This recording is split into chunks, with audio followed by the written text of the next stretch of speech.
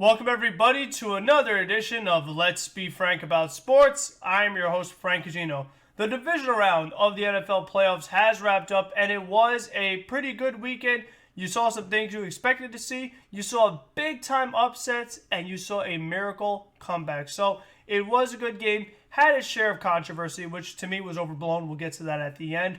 But let's go in chronological order. The first game of this set was the Minnesota Vikings going up against the San Francisco 49ers.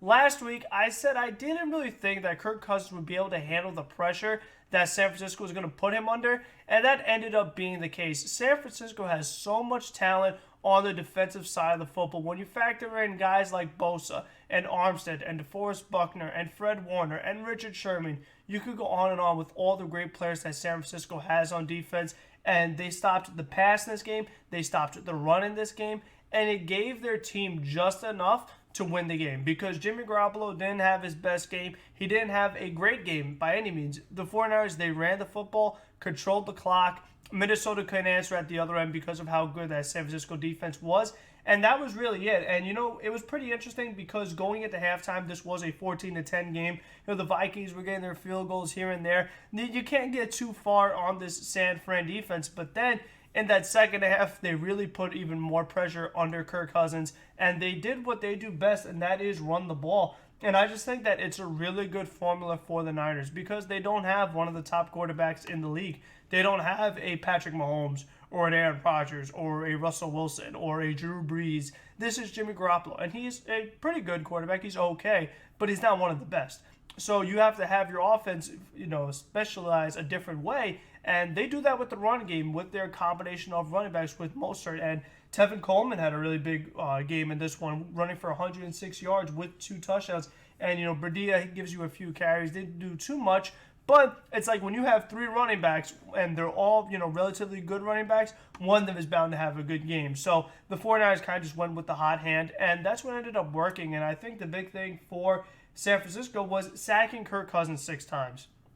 When you get hit that much, you can't really be successful because you want to try to get it to Diggs or Thielen or Rudolph or Dalvin Cook, and you're like, oh, here comes the pressure, and, Bosa's got me, or, Armstead has got me. And then you just find yourself in a really tough position. But like I said, they stopped the pass because Kirk Cousins, he had 172 yards in the air, got sacked 6 times, and they really were able to minimize Dalvin Cook having 9 carries for 18 yards.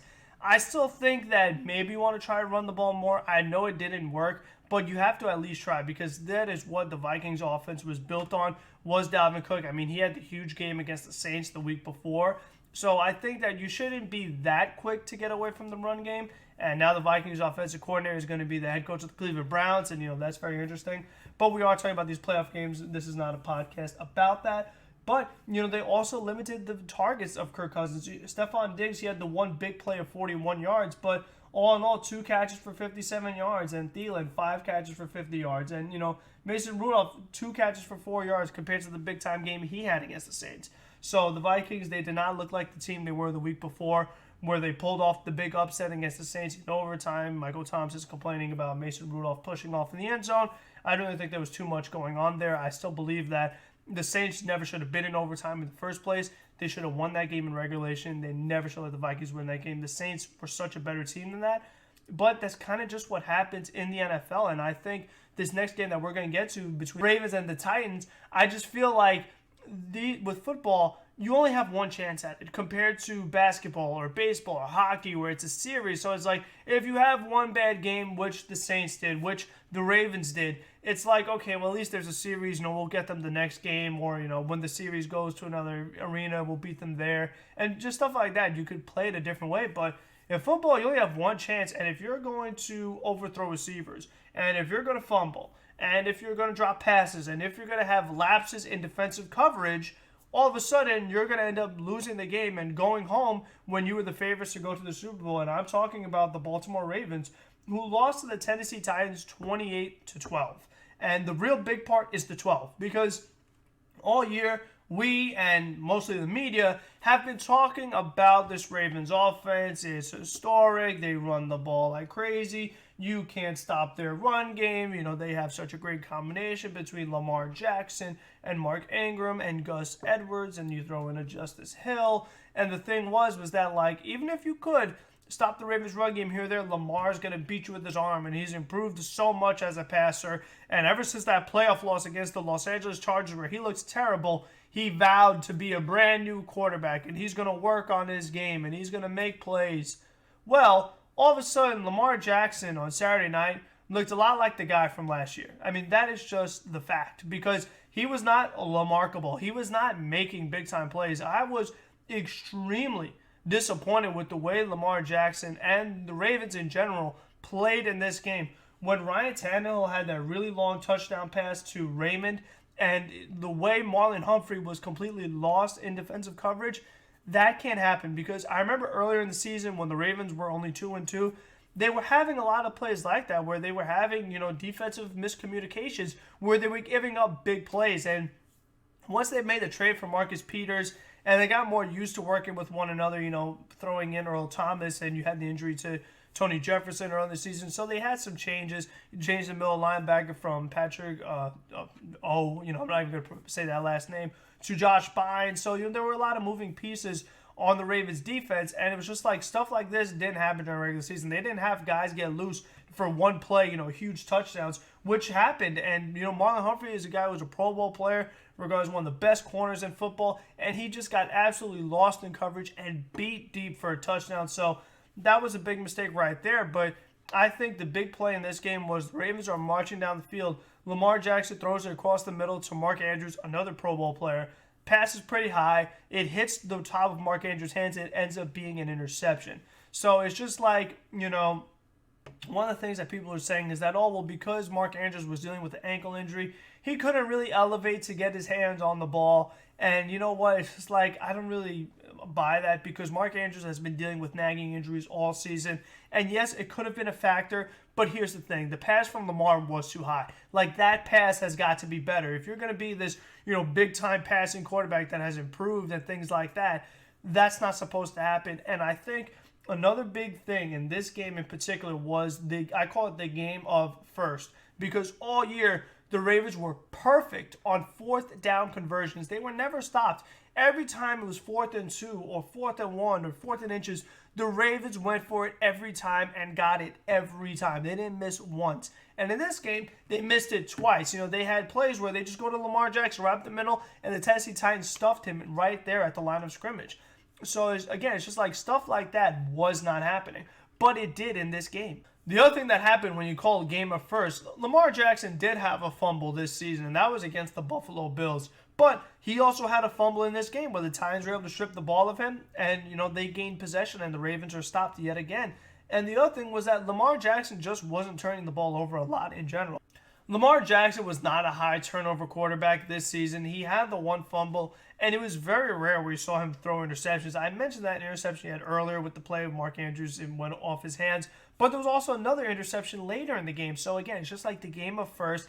This was not the Ravens offense we had seen all year. You think of Mark Ingram in this game returning 6 carries for 22 yards. He was not a big factor in this game either. You wonder if his calf strain impacted him and what have you, but still, the Ravens got away from their bread and butter, and that was running the football. And it's just like, because they were making those mistakes and the Tennessee Titans were capitalizing, and the Ravens found themselves in a big hole so fast, they went straight to the pass. I mean, you can't have Lamar Jackson pass 59 times in a game. Like, that is not anywhere close to what the Ravens did all season long. That is not what their offense was. This was the best rushing team in football. This was the team that was averaging, over 200 yards a game on the ground, and they still were right next to having 200 yards rushing in this game, despite Lamar Jackson throwing it 60 times. He had some big runs. He had a long of 30, an average of 7.2 on his runs. So why is Lamar Jackson passing 60 times when he's only going to go like a little above 50%? So I just think that was a huge mistake. Hollywood Brown, came to show in this game, 126 yards, 7 catches. Big game for the rookie. But you saw Willie Snead drop passes, and you saw Seth Roberts drop passes. I talk about the play with Mark Andrews and the way he dropped it. So there was also a lot of, not pretty plays by the receivers, a lot of bad throws from Lamar Jackson. And again, he just looked like the guy from last year. And it was all year. It was about, proving people wrong that, that guy in the playoffs wasn't me. I'm better now. Did not show it. So I just think that the Ravens, they were a major letdown because they were big-time favorites to reach the Super Bowl, especially with the Patriots being eliminated. They were 9.5 favorites in this game. And you know what? I just feel like the media and just their attitude itself lost them this game. I felt like the Titans really came into this with the chip on their shoulder. They were looked at as such underdogs that they were playing with the extra sense of urgency that the Ravens were not. The Ravens had not played any meaningful football as far as their starters in 3 weeks because Lamar Jackson and, Mark Andrews and Earl Thomas and these guys, they rested that week, the last game against the Pittsburgh Steelers. So the fact that they didn't play that week, they had the first round bye. So it was 3 weeks since the last time they fully played. And I think, that could have been a little bit of a factor in why they were not their, best selves, why they were not that crisp, and why you saw these drop passes and just not looking like the team they had been all year.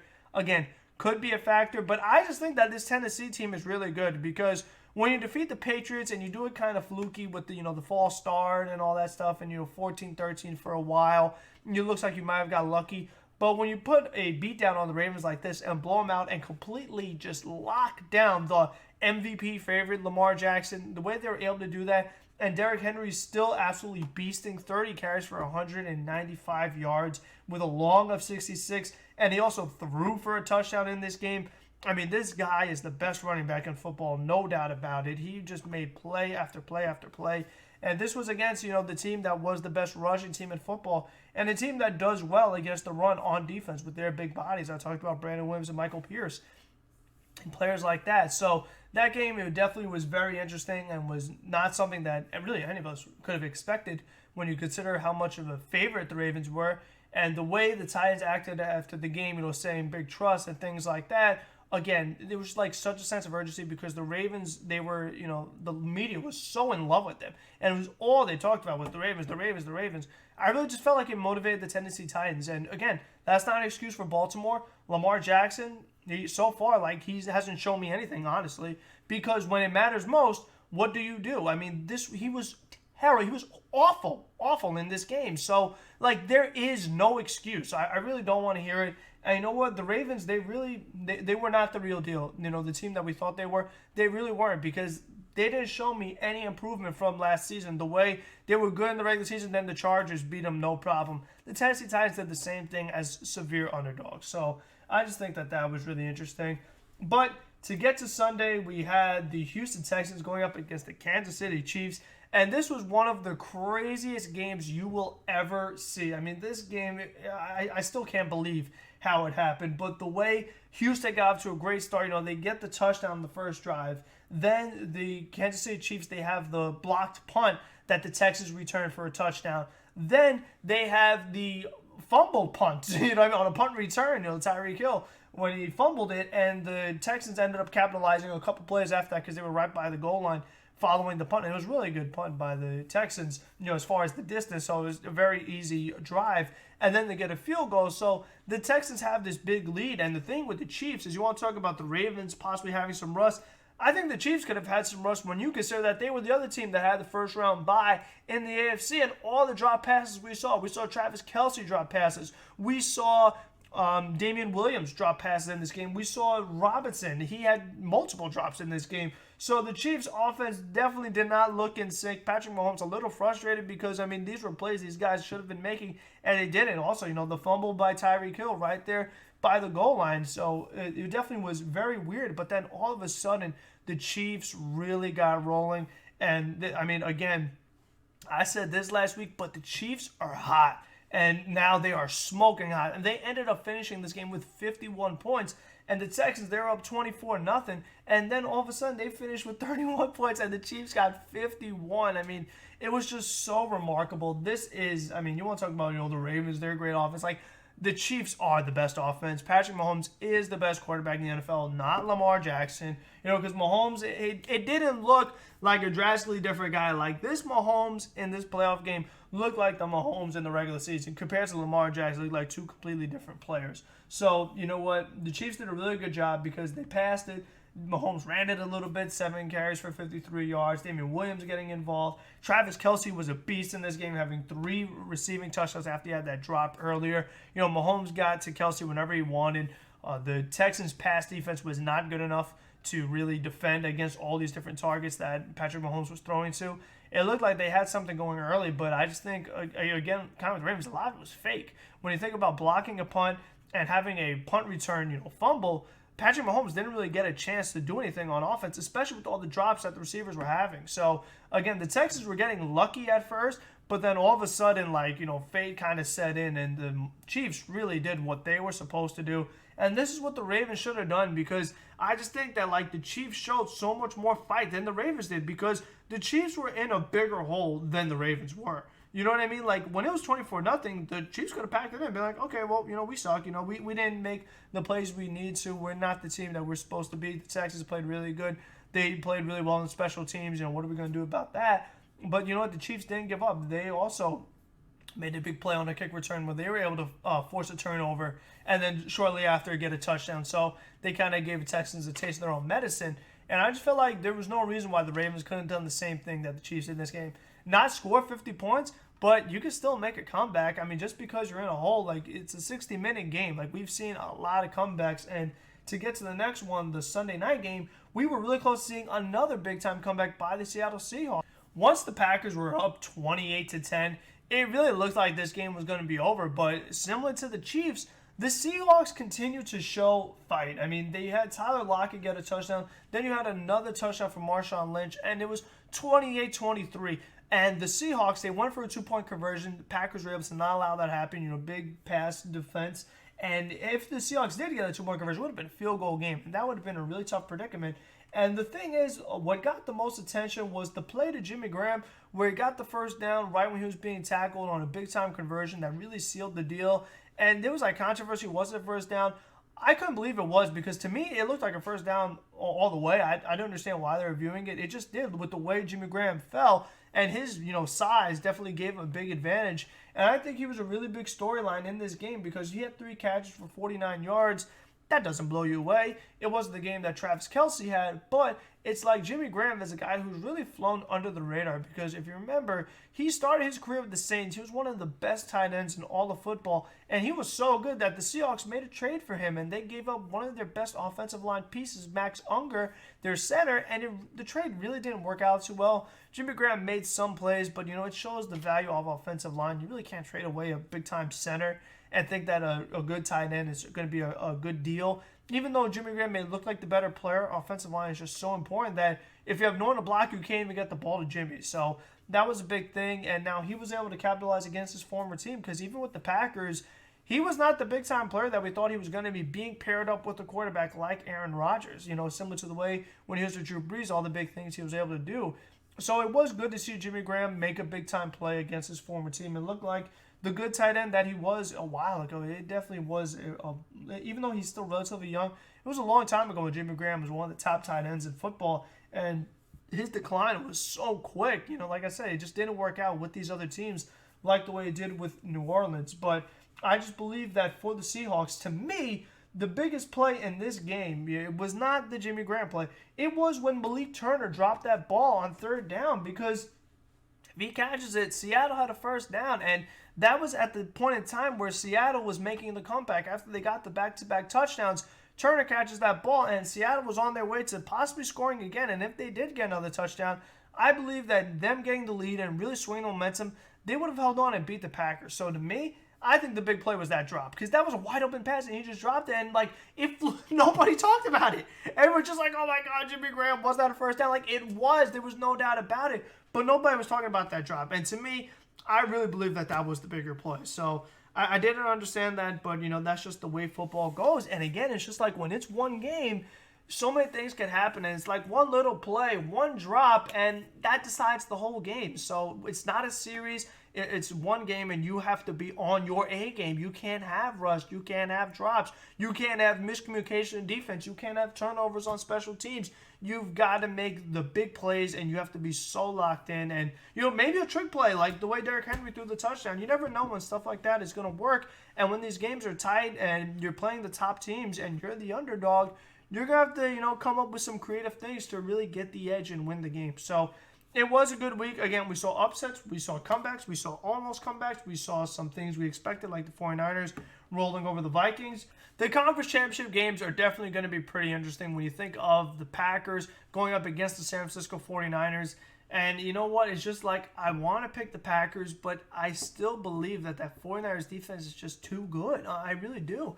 And the thing is that, like, Green Bay just escaped against Seattle, and Seattle really didn't put that much pressure on Aaron Rodgers. I mean, I just believe that San Francisco is going to put so much pressure on Aaron Rodgers and the Packers that they won't be able to handle it because, again, in the regular season, you look at the Packers' losses, they struggled so much against the top pass rushers. They struggled against Bosa's brother in Los Angeles, and they struggled against the Eagles. And I just think that the 49ers, they have the best pass rush in football. So they're just going to put Aaron Rodgers under so much pressure. He's not going to be able to get it to Devontae Adams. And, Aaron Jones won't be able to get going because that 49er defense is so good. The 49ers control the time of possession with the way they run the ball with their three running backs. And I just think that the Packers aren't going to have enough time to get back into it.